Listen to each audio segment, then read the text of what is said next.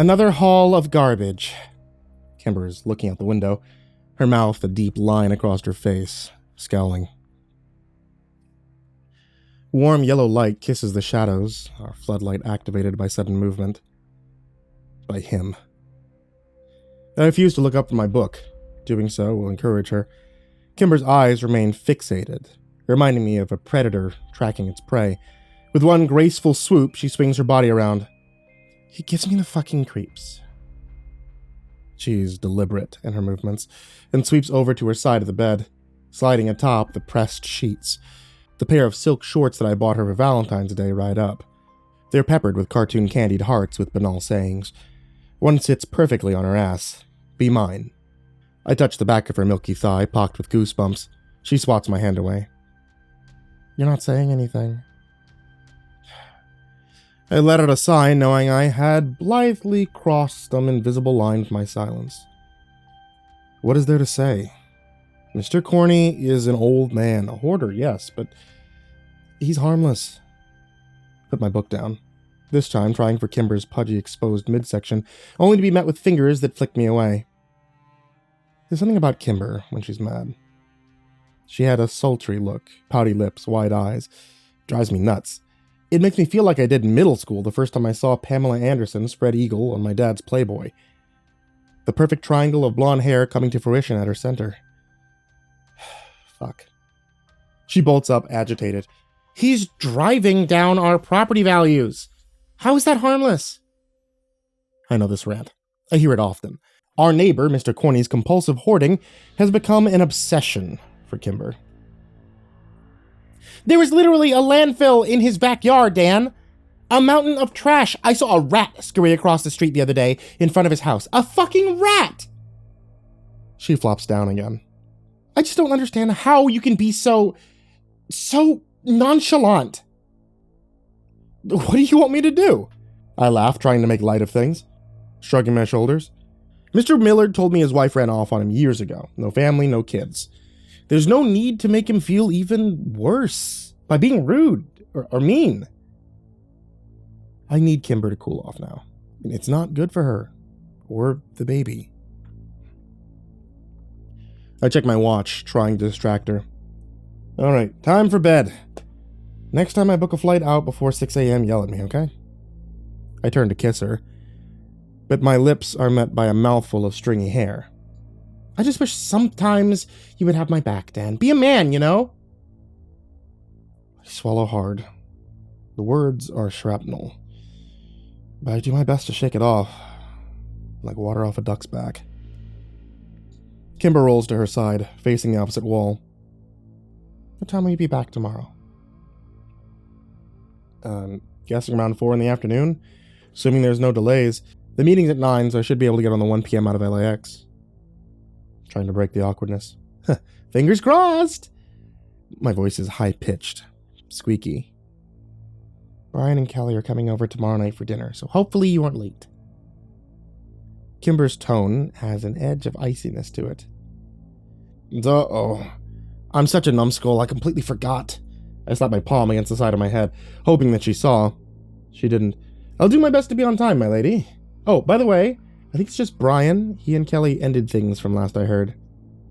He's my best friend from college, I continued in the silent room. But man, he sure got a revolving door of ladies. None of them seem to last very long. Poor guy hasn't found what we have yet. Sure, Kimber says. Her voice is faint. I reach out my hand to touch her shoulder, instead withdrawing it. I slip out of the bedroom the next morning, tiptoeing out of the room as not to wake Kimber. When I leave the house, I see our neighbor Fred Millard in his front yard, contorted in some strange pose on his yoga mat. He's a widower, the kind of guy that wears linens and chunky crystals around his neck. A crown of wispy white hair peeks out as he rolls his neck to look at me. Hey, Dan. I saw a raccoon wander into your yard last night. Pretty big fella, too. Mr. Millard smiles. It's just our 3 houses on the small street, a neighborhood devoid of crime, yet Mr. Millard has taken it upon himself to be the neighborhood watch. He even set up a sizable security camera a few months ago that points directly onto the road. Cool. Thanks for letting me know. I nod my head, and he bends his arm out from God knows where, and waves me goodbye. I make it to the airport just as the gate's about to close for my flight. I hear the dreaded crackle over the intercom, anxious looks amongst the flight attendants. Sorry, folks, but it looks like we have a mechanical issue. 2 hours later, and still on the tarmac, we disembarked. The flight finally canceled. Are there any other flights to LA today? I asked a wiry man with a hint of mustache behind the ticket counter. He shakes his head. We can get you on tomorrow. He looks at me hopeful. I grab a cab back home, exacerbated and exhausted. As it pulls up to my home, Mr. Corny, who's standing in his front yard, waves me over. Hey Dan, you got a minute? Mr. Corny gives me a toothless smile. Sure. I swing my bag over my shoulder, coming over to his browned yard. The rusted metal mailbox in front is overflowing with coupon books and letters. I spot one with final notice written in big red print. Come round back with me. Mr. Corny leads the way to his backyard. I hold my breath as the smell hits me. A putrid combination of ripe fruit, mold, rot, and decay. And something else. Something earthy. There in front of me, baking in the hot sun, are piles of garbage. Cavernous and wretched structures, a lifetime of waste, a morbid collection of discarded things. There are paint cans blackened with mold, rows of couches wet and rotten, towers and towers of soggy papers and boxes that have been abused by time. With our movement, I see a flock of brown bugs, maybe cockroaches, that scatter away, retreating to some dark, undisturbed recess. Maybe Kimber was right. This place is damned. From behind his fence, Mr. Corny's standing still, and I notice he's looking at my front door. I delicately maneuver next to him, stepping on something that disintegrates under my foot, becoming a sludgy mess atop my shoe. What can I help you with, Mr. Corny? Won't be long now. Mr. Corny clicks his tongue. Even standing there, I feel like I've been infected by it. Itchy, as if it's burrowing under my skin. A few flies have become attracted to whatever it was I stepped on, circling and buzzing. There's a sound, movement that comes to the corner of my eye. My front door opens, and there's Kimber in the frame. She's wearing only a sports bra, nothing else. Her stomach was slightly swollen, a tuft of red hair underneath it. Got that beaver out, Mr. Corny pipes up with a low whistle. Repulsed, I feel a flicker of anger, and I'm about to say something, but I see someone else. It's a man that comes in just behind Kimber, wrapping two arms around her and kissing her on the cheek. He passes by her out the door. Turning, his side profile comes into view. The nose, ill-fitting, too large. Like a Groucho Marx mask. It's a face I would recognize anywhere. My good old buddy Brian. My heart drops. Putting his finger on one side of his nose, Mr. Corny blows out a monstrous yellow booger that falls into the ground. He swallows, and I can hear the mucus in his words. She's been doing this for months now. Whenever you head out of town. Eyes strained with red veins, his chin wobbles. Man parks down the street, same place every time. I was trying to figure out a time to tell you. It's all about timing, right place, right time, and figured you needed to see for yourself. I felt my legs go, buckling like plastic straws that crumple to the ground. The smell's making my head spin. I feel a tsunami of nausea as hot, acidic bile fills my throat. Tears mask my sight. I gulp it down, a hard swallow that fills my mouth with saliva. Heart palpitations drum unmercilessly inside my head. Ears invading the space and everything else in between, like driving in heavy rain. My world is blurred. Jesus, you alright, kid? Mr. Corny's puffy visage comes into my line of vision, and all I can muster is a slight shake of my head. Come inside, I'll make you some tea. A hand comes underneath my armpit, lifting me from the ground. I'm surprised by how strong Mr. Corny is. realizing he's steering me inside his house. The screen door slams behind me, and with horror, I realize my surroundings. Black plastic garbage bags rise, stacked to the ceiling, a thin, gossamer layer of dust covering every surface like fresh snowfall. The walls that I can see are grayed, spongy, and, to my amazement, moving. I take a step forward, inspecting the swelling gashes and squirming and ripe with life, thousands, if not millions, of insects marching in terrible unison. I stand still, not wanting to touch anything. A cracked cup is shoved into my hand, the liquid caramel-colored. Without thinking, I bring it to my lips. It tastes like sour licorice. My heart slows, settling into sublime calmness like the last hour had melted away into nothing. What is this? I look to Mr. Corny, who gives me a reassuring smile. I used to practice natural medicine, herbalism, all that. Even spent a few years with traditional Mayan healers down south. That there's a nice little remedy of kava, valerian, lemon balm. Works better than any of that pharmaceutical crap they have nowadays. There's that toothless smile again. Does the trick, right? Bet it knocked you right off your ass. Don't it, kid? Yeah, it sure does. I take another gulp, examining the shelves and center table. It's covered with vials and containers. Dr. Feelgood, I murmured. Oh, when I was your age, I used to know how to mix up all sorts of things. I realized Mr. Corny is chattering away, and I attempted to tune in. People used to come around from all over to see me about things that sleeping potions, anxiety-curing teas, natural Viagra. He gives me a lewd wink as he says the last part. I had a tincture that would paralyze someone as if they were dead, only to have them wake up a few hours later. Better than anesthesia. He sniffs. I even had a very successful truth serum.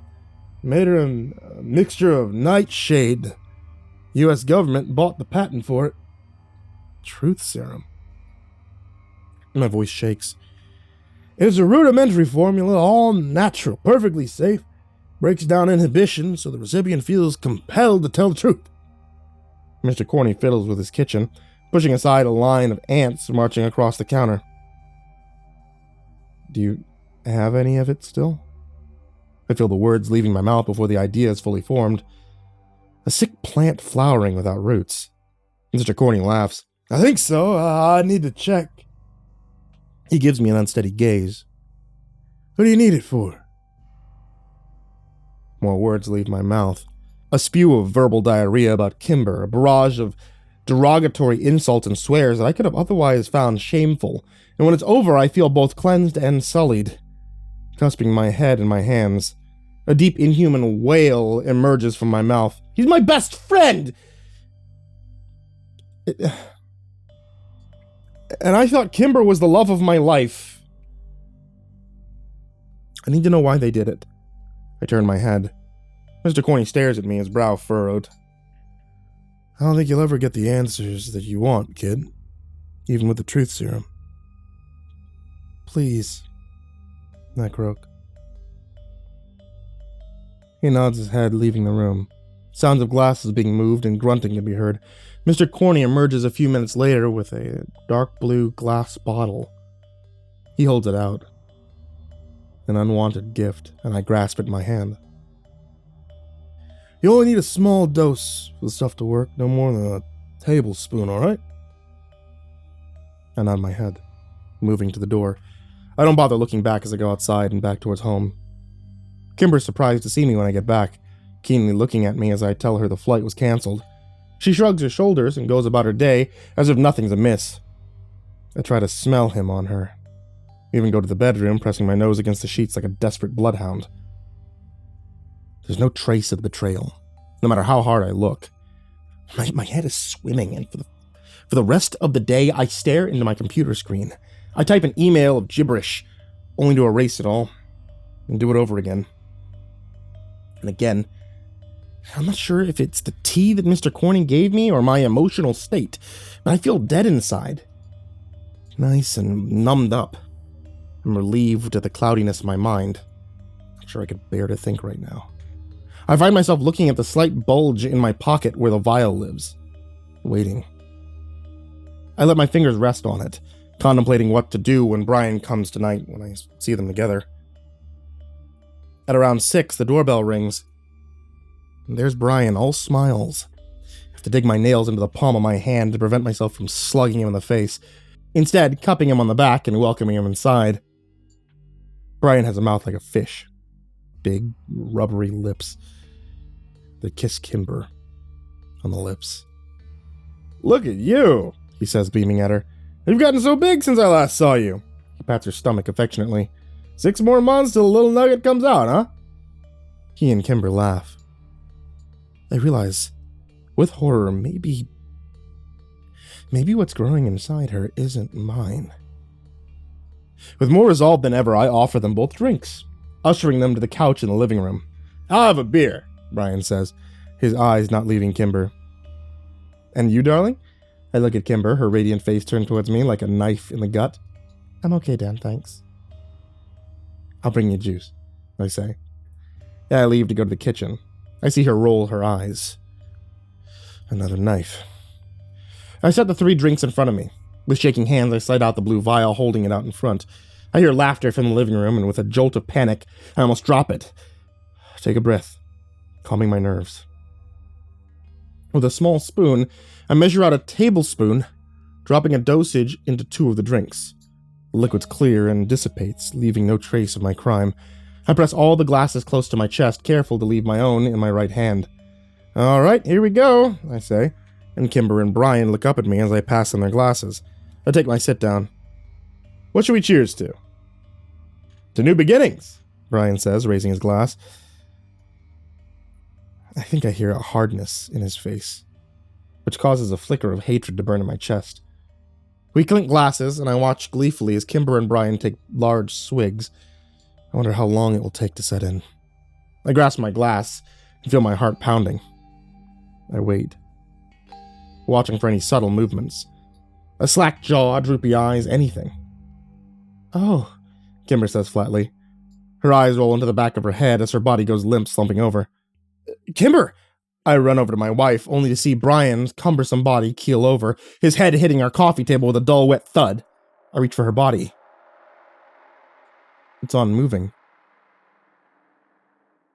Lifeless. I don't hear her heartbeat or breathing.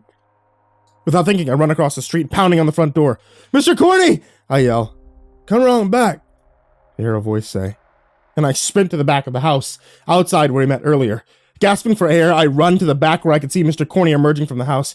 I gave them the serum, but I don't know what happened. I think they might be dead. Saying the words out loud amplifies the seriousness of the situation. I have to grasp the side of the house to steady myself. Dead? Mr. Corney's face goes white. How much did you give him? Just a tablespoon, I stammered, crying in between words. Just like you said, oh my God, what have I done? I said just a teaspoon, Mr. Corney says calmly, but I can sense the alarm in his eyes. I sink to the ground. I'll call the police, I said weakly. I'll say it was an accident. Mr. Corney shakes his head. You want to go to jail for the rest of your life? What else can I do? I wail out, slamming my fist down. Mr. Corney kneels, his face level with mine. I feel partly responsible for this, so I'm going to help you, Dan. Do you got a wheelbarrow, kid? I nod my head, wiping tears from my face. Mr. Corney clears his throat. Bring the bodies here and we'll bury him. Put him deep in the garbage pile and nobody will ever find him. What? I feel my head spinning. There's some deep spots out there. They'll be gone without a trace, he snuffs.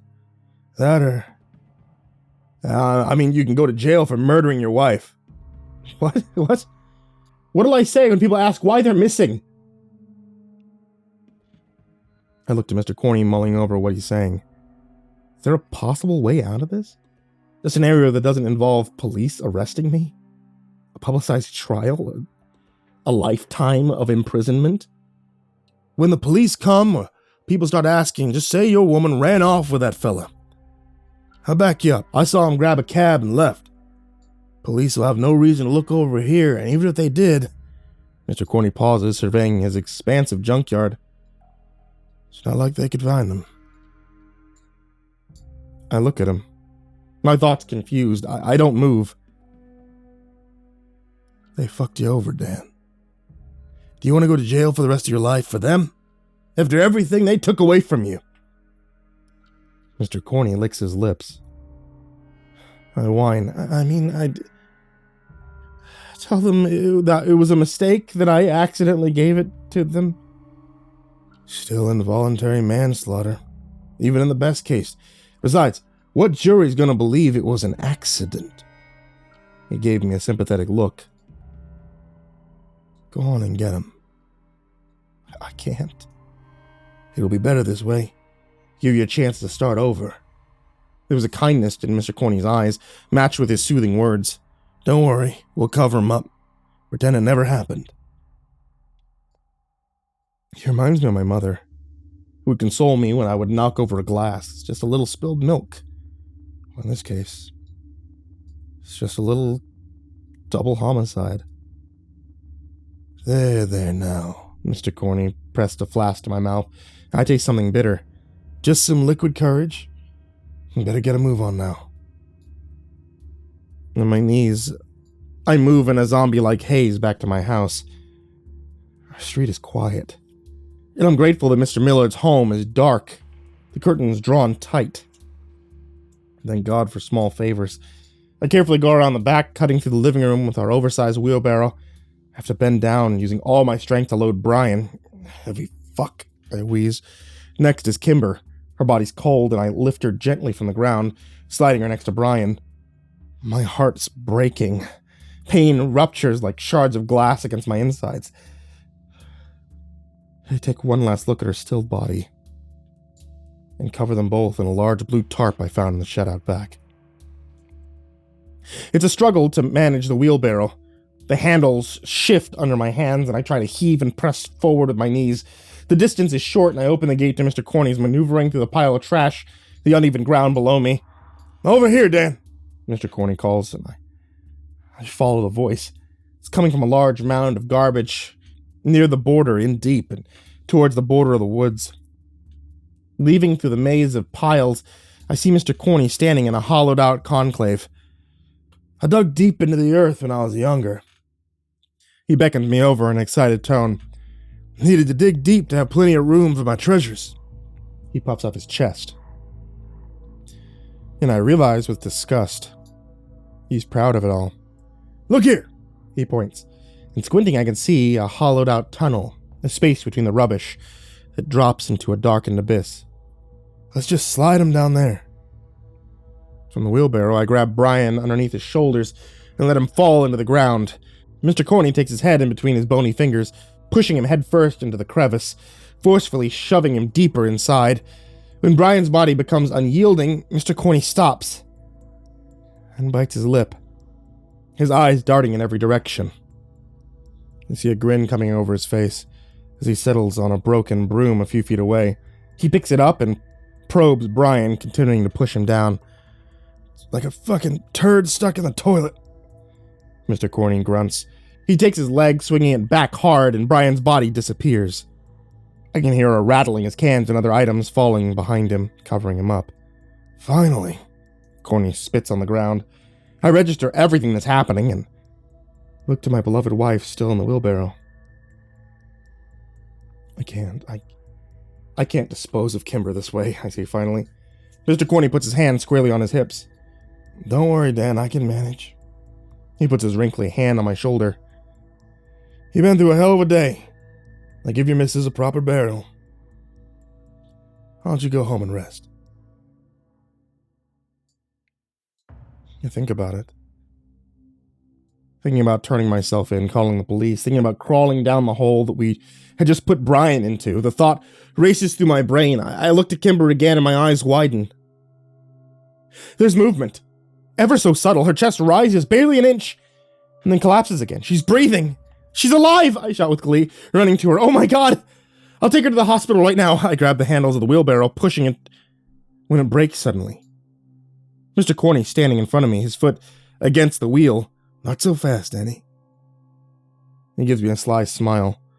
Don't want it to end like this, but I think you better get going. What are you talking about, Mr. Corny? I look at him confused. As far as I see it, you have two options. You can leave right now. Do just what we talked about. Go on about your life. Hell, try again at love. Maybe find a new pretty little wife in a few years. He grins. How do you go to jail? You know, for killing that guy. He motions to the hole we just shoved Brian down. I don't understand. I have a sickening feeling in the pit of my stomach.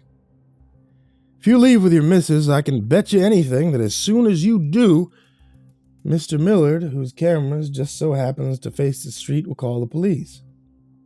Let him know that his neighbor, you, Dan, was acting mighty suspicious going over across the street with a big wheelbarrow. It won't take long for the cops to put two and two together, man missing and all.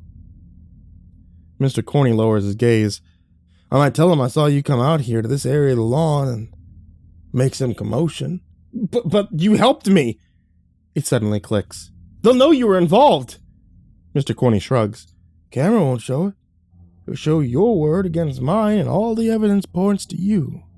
He sticks two long, spidery fingers in the center of my chest. Or... Mr. Corny spins around, coming in front of me and gently taking the handles of the wheelbarrow. You can go home as planned. Forget this ever happened. Say your wife ran off with your best friend. If the cops ever ask, I'll say I saw the two of them drive off in the sunset. Mr. Millard will say the same. Just as we discussed. You planned this. Just the right place at the right time. Go on, Dan. Scamper home. Mr. Corny takes the wheelbarrow, maneuvering it with Kimber away from the opposite direction. What are you... I'm struggling with the words. What are you going to do with her? Mr. Corny brushes Kimber's cheek with the back of his hand, and stepping back, he takes them both deeper inside the trash cave and into the darkness, disappearing from sight and leaving me alone. There's a part of me that wants to run after them. Instead, I retreat. Leaving Mr. Corny's backyard, as I close the gate, I hear a faint scream in the distance, and I hope that I'm imagining it. When I get to my front door, I notice Mr. Millard emerging from his house, sauntering on his way to Mr. Corny's. He pauses on the street, turning towards me.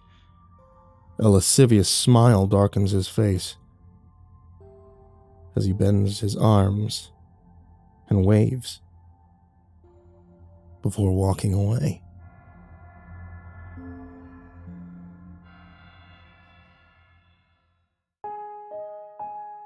Hey there kids, it's me, MrCreepyPasta, and I wanted to tell you thank you so much for watching tonight's video or listening to tonight's episode of the podcast. If you guys are interested in finding audiobooks from me, a brand new audiobook's out. There's an audiobook. It's Pastel-Colored Dreams and Human-Flavored Nightmares, written by Vincent Venacava, which some of you might know as a really cool dude that I work with quite often, actually.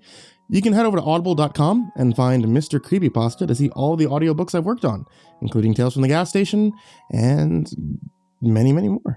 And like always, I want to give a big thank you to all of my supporters on Patreon. You guys, as always, are the real MVPs. And I really appreciate it. If you guys want to join them, you can head over to patreon.com/MrCreepyPasta and see all these cool, fine folk that I'm about to mispronounce the names of here or in the description down below. People such as Jacob Shaffer, Zach, Jordan Alexander Sanchez, Brian Arce, Ken Lando Higuchi, Bobby Karman, Tristan Pelton, Chase Burnett, Diana Kraus, Melancholy Corpse, Hollow Zero, Ferb, Harley, Tainted Raven, Katie Birch, Sashi Suzaku, Katrina Beisel, Kayden the Spooky Boy, Zane Nightshade, MyBodySoundsLikeRiceKrispys, AshWood, Lord of the Weebs, Jay, Miss Xandra, MrUnsettlingSpaghetti, Eurogore, Tsuji Campbell, Marco Takes Dabs 420, Stricken, Azurine Fox, Robert White, Andre Garcia, Snails Brennard, Legit Quad Feed, Fried Chicken 12, James Bruce, Chris Levins, Freddy Krueger, Ty Nanny, 1-800-Nightmare, Unknown Nobody, Michael Scarborough, Infernal One, James Lowe, Lisa Cottrell, Jimbo the Hutt, Caspian, Jordan Els, Hades' Nephew, Tater Chip, Acid System, Prozac and Pancake Appreciation Society, Cryptic Nightmares, Brennan Wright, Someone You Love, Kiwi the Sloth, Tommy Green, Liam Newman, Sky Harbor, Caleb Dougal, Nina Smith, Nico Kyle, Rafael Rodriguez, The Ginger Bros, Aaron Stormcrow, Daniel Polson, Trace Miles, and Corey Kenshin. Thank you guys, as always, for supporting the channel. You're all wonderful. I love every single one of you guys. For real. You guys help me out so much, as well as everybody down there in the description below, as well as everybody else who watches and subs and does everything else with this channel. Thank you guys so much. And as always, sweet dreams.